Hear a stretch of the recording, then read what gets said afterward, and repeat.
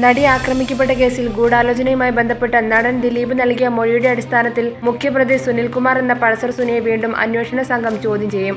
Kakkanad sub ജയിലിൽ എത്തിയായിരിക്കും ചോദ്യം ചെയ്യൽ. അതേസമയം കേസിൽ ദിലീപിനെ ഉൾപ്പെടുത്താൻ വ്യക്തമായ തെളിവില്ലാത്ത സ്ഥിതിയിലാണ് അന്വേഷണ സംഘം.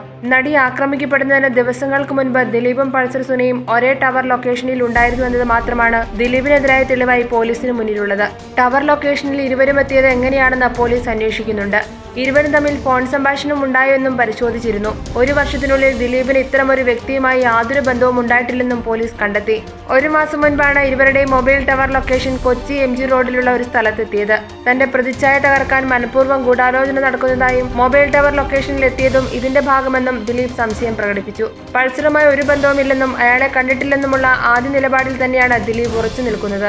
എന്നാൽ കേസിൽ ദിലീപിന് പങ്കുണ്ടെന്നാണ് മുൻപ് പലതവണ ചോദ്യം ചെയ്തപ്പോഴും സുനിയുടെ മൊഴി. കേസ് തന്നിലേക്ക് വഴിതിരിച്ചു വിടാനും അതുവഴി പ്രതിക്ക് രക്ഷപ്പെടാനുമാണെന്നും അതിന് പിന്നിൽ മറ്റു ചിലരുണ്ടെന്നും ദിലീപും സംശയിക്കുന്നുണ്ട്.